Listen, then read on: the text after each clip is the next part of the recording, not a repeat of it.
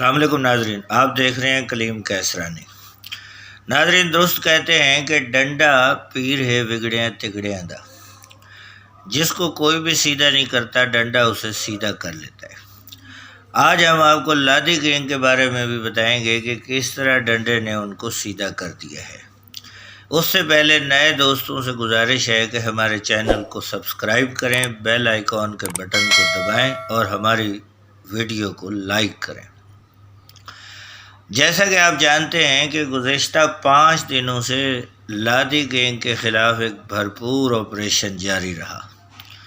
دوسری طرف لادی گینگ نے بڑی ہمت کے ساتھ بار بار سوشل میڈیا کے ذریعے اپنے پیغامات بھی دیے۔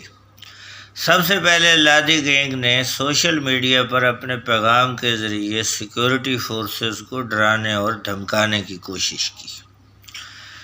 بہت سارے ایسے پیغامات ان کے کرندوں کی جانب سے آئے جس میں سیکیورٹی فورسز کے خلاف نازیبا زبان استعمال کی گئی، لیکن جیسے جیسے سیکیورٹی فورسز آگے بڑھتے چلے گئے اور ان کے ٹھکانوں تک پہنچتے چلے گئے تو لادی گینگ کا رویہ یکسر بدلنا شروع ہو گیا۔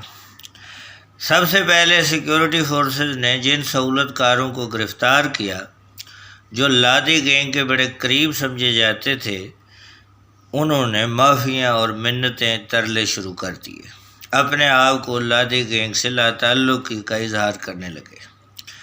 اسی طرح ان کے ایک بڑے سرگنا موسیٰ چکرانی کو گرفتار کیا تو موسیٰ چکرانی نے لادی گینگ سے فی الفور لا تعلقی کا اظہار کر دیا۔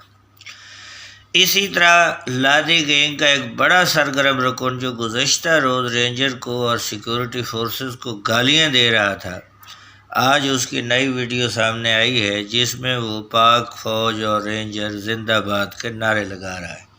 اس سے پتہ چلا کہ ڈنڈا کس طرح بگڑے ہوں کو درست کر لیتا ہے۔